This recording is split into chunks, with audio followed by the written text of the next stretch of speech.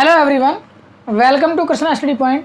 प्यारे बच्चों, आज हम समांतर श्रेणी यानी एपी की 8वीं वीडियो की बात कर रहे हैं और ये 11th क्लास के लिए चल रहा है। लगभग 10th लेवल की समांतर श्रेणी को एपी को हमने ख़त्म कर दिया है और आज हम कोशिश करेंगे इसको एपी को इसमें वाइंड अप कर लें। बाकी के दो और वीडियोस लेके आएंगे 9 और 10, उसमें केवल और केवल क्वेश्चंस को करेंगे, उस कंपटीशन लेवल तक के क्वेश्चंस को करेंगे।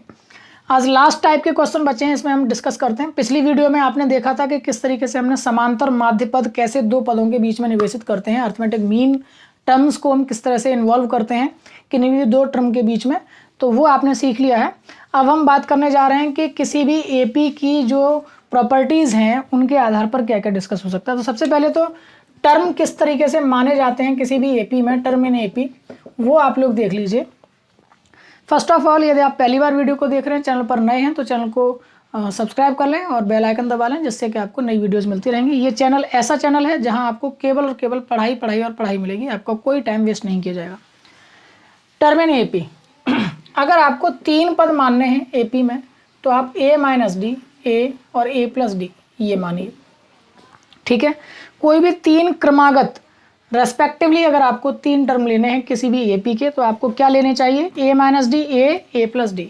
अगर आपको 4 टर्म आपको लेने हैं तो आपको लेने चाहिए a माइनस का 3d, a माइनस का d, a प्लस का d और a प्लस का 3d, ठीक है।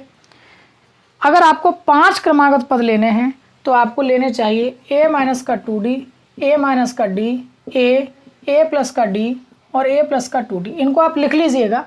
अगर आपको 5 क्रमागत पद मानने के लिए कहा जा रहा है किसी एपी के तो आपको ये मानने चाहिए। ऐसा नहीं है कि ये ही मानने चाहिए ऐसा कुछ कहा जा रहा है। एक्चुअली में किसी भी एक मिड पॉइंट से इधर के कुछ टर्म लेकर के और इधर के कुछ टर्म लेकर के कुछ टर्मों को लिए जा रहा है, इससे कैलकुलेशन आसान हो जाती है। जस्ट सिर्फ इसलिए इस टाइप के टर्म लिए जा रहे हैं, बाकी क्वेश्चन तो सॉल्व उनसे भी होगा जो भी आप टर्म मानेंगे, ठीक है। और इसके बाद की अगर बात करूं, जैसे मान लीजिए 6 टर्म्स आपको लेने हैं तो a माइनस के 5d, a माइनस के 3d और फिर a माइनस के d। अब इन्हीं के रिवर्स कर लीजिए तो a प्लस का d, a प्लस का 3d और a प्लस के 5d। दीज 6 टर्म्स आप टेक कर सकते हैं, ले सकते हैं समांतर श्रेणी में। अगर 6 पद आपको लिए हैं, इनमें सब में आपको दिख रहा है कि एक कॉमन सी बात चल रही है, तो आप उसके हिसाब से आप चल सकते हैं, ठीक है। चलिए अब हम बात करते हैं कुछ क्वेश्चंस की। और सबसे पहला एक क्वेश्चन मैं देखता हूँ। 3 अंकों की एक संख्या के अंक समांतर श्रेणी में हैं जिनका योगफल 15 है, ठीक है। 3 अंकों की एक संख्या है इस तरह से, जो ये अंक हैं ये समांतर श्रेणी में है, तो ऑब्वियसली बात है कि माना 3 अंक लेट कर लेंगे आप। 3 जो डिजिट्स हैं वो क्या हैं आपके पास, a माइनस डी, ए और a प्लस डी है, ठीक है। ये क्वेश्चन मैंने लिया है। क्वेश्चन की फर्स्ट लाइन ये है कि कोई भी 3 डिजिट्स की एक नंबर है, उसके जो डिजिट्स हैं वो एपी में है, तो हमने मान लिया कि वो 3 डिजिट्स ये हैं जो एपी में है। उन्होंने कहा है कि इन डिजिट्स का जो सम है, सम ऑफ डिजिट्स जो है वो 15 है, इन अंकों का योग जो है वो 15 है। और यदि अंकों का क्रम उलट दिया जाए तो प्राप्त जो संख्या है वो मूल संख्या से 594 कम हो जाती है, लेस देन हो जाती है। तो सबसे पहले तो जो अब आपको ये 3 अंकों की एक संख्या बनानी है, तो ये तो आ गया आपका यूनिट वाला प्लेस, ठीक है। अब आपको इसी क्रम से बढ़ते हुए भी दिखाना पड़ेगा। तो अगर ऐसे ही आप ये कह देंगे केवल, तब तो बात कुछ गड़बड़ हो जाएगी। आपको केवल यहाँ से d की वैल्यू निकल के आ गई आपके पास 3a equals to 15, sorry a की वैल्यू आ गई 5, ठीक है। a का मान आपके पास 5 आ गया, लेकिन अभी आपको 3 अंकों की जो संख्या है वो कैसे रिप्रेजेंट करेंगे। a प्लस डी, a है और a माइनस डी है, तो इनमें से कौन सा 100 प्लेस पर आएगा, कौन सा टेंस प्लेस पर आएगा और कौन सा यूनिट प्लेस पर आएगा, ये जानना बहुत ज़रूरी है। यानी ये यूनिट प्लेस है, ये टेंस प्लेस है और ये 100 प्लेस है। 100 प्लेस का मतलब जो बड़ा होगा वो वहाँ आएगा, फिर छोटा, फिर उससे भी छोटा। a माइनस डी है, a प्लस डी है, कौन बड़ा होगा, a प्लस डी वाला जो जुड़ रहा है, तो इसको इस तरह से लिखा जाएगा 100 a प्लस डी। 100 लग रहा है, इसका मतलब ये जो डिजिट है वो 100 वाले प्लेस की है, फिर प्लस 10 a और फिर प्लस आएगा आपके पास केवल a माइनस डी, ठीक है। ये आपकी डिजिट है, ये आपकी क्या है, डिजिट है। अब जो अंकों का क्रम आप अगर उलट देंगे, आप ये जो आपने नंबर देखी है, ये वो नंबर है जो एक्चुअली में है। अब अंकों का क्रम उलट देने पर, यानी 100a minus D plus 10a plus a plus D, ऐसा कर देने से जो प्राप्त संख्या है, ये जो प्राप्त संख्या है ये मूल संख्या से 594 कम है, ये खुद कम है, तो आप इसमें 594 ऐड कर दीजिए, अब ये बराबर हो गई। ठीक है, 594 अब इसमें ऐड कर दीजिए, अब ये बराबर हो। एक बार फिर से आप वीडियो को पॉज करके बार बार रिपीट करके सुनिएगा तो आपको बहुत अच्छे से समझ में आ जाएगी। इनको आपने नोट कर लिया होगा, मैं थोड़ा सा यहाँ से मिटा देता हूँ, क्वेश्चन मुझे आगे सॉल्व करना है। बस इसको अब सॉल्व कर लेना है आपको, तुरंत ही आपका आंसर सॉल्व होना शुरू हो जाएगा। ये 100a 10a और a, ये आपका हो गया 111a। ठीक है, 100 ये हैं, 10 ये हैं और एक ही है 111a। 100d और उसमें से भी एक डी माइनस हो जाएगा तो प्लस के 99d बचे। ठीक है, ऐसे ही यहाँ की बात करिए तो ये 100a 10a और ये आपके हो गए 111a, माइनस के 100d हैं और ये प्लस का d है तो माइनस के 99d हो गए और प्लस के 594। ठीक है, इससे ये टर्म पूरा का पूरा कट गया, दोनों तरफ प्लस का है, 99 इधर ही आएंगे, 99 इधर आएंगे, 200 में से 2 कम यानी कि 198d इक्वल्स टू 594 हो गया यहाँ पर। ठीक है, अब आपको 198 से इसको डिवाइड करना है, डिवाइड करेंगे तो d की वैल्यू आ जाएगी बटा 3। d की 198 से इसको डिवाइड करेंगे, 8 या 24, 90 d की वैल्यू आ जाएगी 3।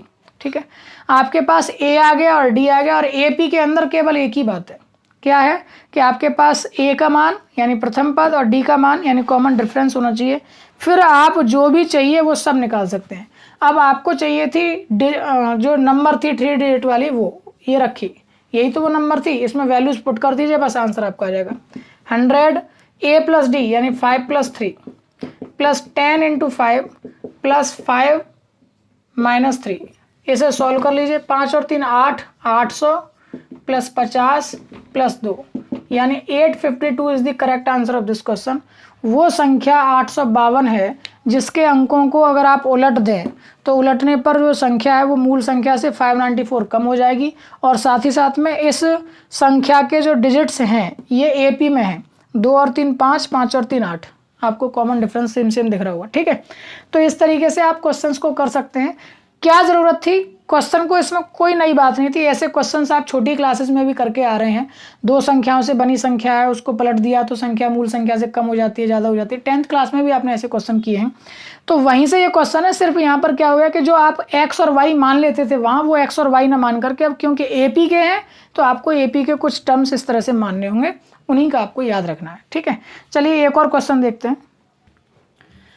अगला एक और क्वेश्चन देखिएगा ध्यान से, मैं बोल रहा हूँ उसको।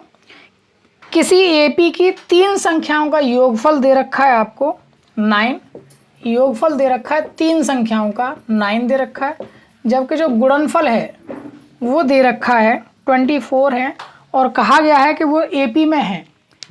3 संख्याएं AP में हैं, उनका जो योग है वो 9 है, गुणनफल है वो 24 है, तो आपको फाइंड करनी है वो संख्याएं तीनों कौन सी हैं।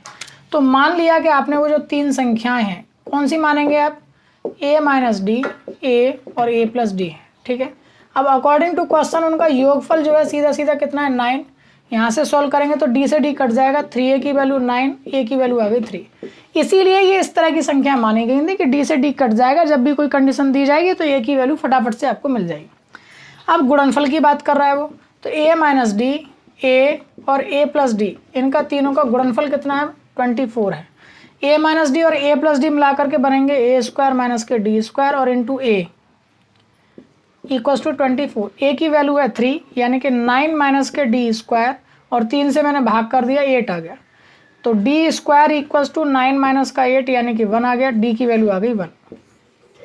ठीक है, d की वैल्यू 1 आ गई है, a की वैल्यू 3 आ गई है, आपको संख्या निकालनी है, निकाल लीजिए। इसलिए संख्याएं क्या क्या थी, a माइनस डी थी, a था और a प्लस डी था, तो a माइनस डी, a और d, a माइनस डी, तो 3 माइनस का 1 3 और 3 प्लस का 1 यानी 2 3 and 4। 2 3 and 4 these are the numbers जिनका योगफल 9 है, और आप गुणा करेंगे तो मल्टीप्लिकेशन जो है वो 24 मिलेगा। आई होप कि ये क्वेश्चन आपको समझ में आ गया है। चलिए एक और क्वेश्चन देखते हैं। अगला एक क्वेश्चन है, उसमें कहा गया है कि एक समकोण त्रिभुज है, समकोण त्रिभुज ही है, हाँ, एक समकोण त्रिभुज है और समकोण त्रिभुज की जो भुजाएं हैं यानी sides of a right angle triangle are in AP, तब आपको प्रूफ करना है कि जो साइड्स हैं वो आपकी साइड्स 3:4:5 के रेशियो में है। ठीक है, तो वही 3 साइड्स आपको लेनी है। अब यहाँ पर भी 3 ही संख्याएं लेनी है आपको किसी भी राइट एंगल ट्राइंगल के लिए, तो 3 संख्याएं क्या ली जाएंगी, वही A - D, A और A+D। अब ये सवाल करेंगे आप कैसे, 3:4:5 का रेशियो आपको दिया गया है। एक्चुअली में आप इसको सवाल को कैसे कर सकते हैं ये आपको देखना है। तो पहली बात तो ये कि आपको बताया गया है कि ये समकोण त्रिभुज की भुजाएं हैं। कैसी हैं, एक समकोण त्रिभुज की भुजाएं हैं और उनका रेशियो कितना आना चाहिए प्रूफ करके, 3:4:5 में आना चाहिए, ये आपको प्रूफ करने के लिए कहा गया। तो आप जानते हैं कि जो सबसे बड़ी भुजा होगी वो आपका हाइपोटेन्यूस होगी और बाद बाकी ये दोनों संख्याएं होंगी। तो क्योंकि समकोण त्रिभुज है, चूंकि समकोण त्रिभुज है, राइट एंगल ट्राइंगल है, तो आप जानते हैं कि हाइपोटेन्यूस का जो स्क्वायर है वो परपेंडिकुलर का और बेस के स्क्वायर के सम के बराबर होता है। लगा दीजिए, इसमें A+D का जो होल स्क्वायर है वो बराबर होगा आपका A² के और A - D के होल स्क्वायर के। खोल दीजिए इसको, तो A² + D² + 2AD बराबर हो गया A² + A² + D² माइनस के 2AD। A² से एक A² कट जाएगा, D² से एक D² कट जाएगा, 2AD इधर आ जाएंगे तो 4AD = A² हो गया। एक A से एक A भी कट जाएगा तो A की वैल्यू आ गई 4D। ठीक है, A की वैल्यू 4D को आप यहाँ लगा दीजिए और आपके पास आंसर्स आ जाएंगे। पहली साइड हो जाएगी 4D - के D 3D, फिर ये हो गया 4D और ये आपके पास हो गया 4D और D 5D। आपकी साइड्स आ गए 3D 4D 5D, यानी कि उनके बीच में अनुपात कितना हो गया 3:4:5। ठीक है, तो बस यही आपको प्रूफ करना था। तो इस तरीके के आप क्वेश्चन जब भी आप करेंगे तो ये आपको दे रखी हैं, इन्हीं साइड्स को आप मानिए, इन्हीं पॉइंट्स को आप लीजिए रेस्पेक्टिवली, इन्हीं संख्याओं को आप लीजिए, लेट करिए और फिर इन्हीं से क्वेश्चन को सॉल्व आउट करिए जो भी आपको कंडीशन गिवन है उसके थ्रू। अब एक क्वेश्चन और देखते हैं, बहुत अच्छा से एक क्वेश्चन लिया है। इस टाइप के क्वेश्चन भी आते हैं, कंपटीशन में भी पूछे जाते हैं। ABC आर इन AP दे रखा है, तो आपको प्रूफ करना है number first 1/BC 1/CA 1/AB भी AP में है। और एक ये रिजल्ट आपको प्रूफ करना है कि A² + C² + 4CA की वैल्यू ब्रैकेट में 2AB + BC + CA का 2 ट्वाइस है। ठीक है, दोगुना है, ये आपको प्रूफ करना है। देखिए जरा किस तरह से करेंगे। सबसे पहले क्या गिवन है, given ABC are in AP, तो दो बातें हैं, क्या क्या कि 2B = A + C। एक तो ये कंडीशन हम जानते हैं, AP में 3 संख्याएं दी गई हैं। अगर ABC आर इन AP दे रखा है तो किसी भी संख्या से गुणा करो और किसी भी संख्या से भाग करो, तीनों को करना है एक साथ, तो कोई भी इफेक्ट नहीं पड़ेगा। तो मैंने भाग कर दिया साहब कि A में भी ABC से भाग कर दिया, B में भी ABC से भाग कर दिया और C में भी ABC से भाग कर दिया। अभी भी ये तीनों की तीनों संख्याएं क्या होंगी, आर इन AP होंगी। अब A से A कट गया, B से B कट गया, C से C कट गया, सवाल बच गया 1/BC 1/CA और 1/AB आर इन AP। ये प्रूफ हो गया साहब जी फर्स्ट वाला टर्म। फर्स्ट वाला यही था 1/BC 1/CA 1/AB भी AP में होंगे, ये आप प्रूफ करिए, तो ये प्रूफ हो गया। अब इसके अलावा देखिए ज़रा और किस तरीके से क्वेश्चन को कर सकते हैं। अब सेकंड वाला आपको पोर्शन करना है, इसकी RHS ले लीजिए आप। क्या ले लीजिए, RHS 2 times of AB + BC + CA, ये दे रखा है।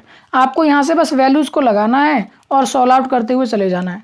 आपको पता है कि इन दोनों में से 2 और B कॉमन आ सकता है इन दोनों में से, तो क्या बचेगा यहाँ A + C बचेगा और +2CA ये बचेगा ही बचेगा। ठीक है, अब A + C की वैल्यू जरा हमारे पास कहीं रखी थी क्या, ये क्वेश्चन फर्स्ट में ये रखी, A + C की वैल्यू क्या है 2B। ठीक है, तो यहाँ लगा दीजिए 2B और A + C की वैल्यू क्या है हमारे पास 2B + 2CA ये रखा ही हुआ है। ठीक है, प्रूफ क्या करना है हमको ये प्रूफ करना है A² + C² + अच्छा A² + C² लेके आना है, तो इसको तो यहीं रखा रहने दो A + C। आप इस वाले 2B की वैल्यू लगा दीजिए, 2B की वैल्यू A + C लगा दीजिए, A + C सॉल्व आउट करिए, इनको मल्टीप्लाई करेंगे तो A² + C² + 2AC बन जाएगा। A + C का ही तो होल स्क्वायर है, A² + C² + 2AC और ये भी 2AC लिखा हुआ है। तो क्या बन गया आपके पास, या CA कह लीजिए, A² + C² + 4CA, यही आपका LHS है लेफ्ट हैंड साइड। ठीक है। तो इस तरीके के भी क्वेश्चन आ जाते हैं काफ़ी सारे, उनको भी आप इस तरह से प्रूफ कर सकते हैं। कंडीशंस ले लीजिए, वहाँ से आप चीज़ों को बना सकते हैं। तो आई होप सो कि आप लोगों को ये अब एपी के क्वेश्चन सारे समझ में आ गए। पूरी सीरीज़ आपकी एपी की अब फिनिश हो गई, लगभग एपी अब आपकी समाप्त हो गई। जीपी की सीरीज़ आपको मिल ही रही है और जीपी की वीडियोस भी आप इस तरह से देख सकते हैं। फिर कुछ अलग से भी कुछ एक सीरीज़ जैसे कि हरात्मक श्रेणी होती है एचपी, उसके बारे में भी थोड़ा सा बात करेंगे। और फिर जो विविध श्रेणियाँ हैं, मिसलेनियस सीरीज़ होती हैं, उनके बारे में डिस्कस करेंगे। और आई होप कि अगर वीडियो आपको यूज़फुल लगे हैं और अच्छे लगे हैं तो लाइक और शेयर करना ना भूलें। अपने सहपाठियों, अपने दोस्तों को भी चैनल के बारे में ज़्यादा से ज़्यादा बताएं और सब्सक्राइब कराएं। और यूँ ही ढेर सारा प्यार कृष्णा स्टडी पॉइंट को देते रहिए, बने रहिए हमारे साथ। Thank you so much, bye bye.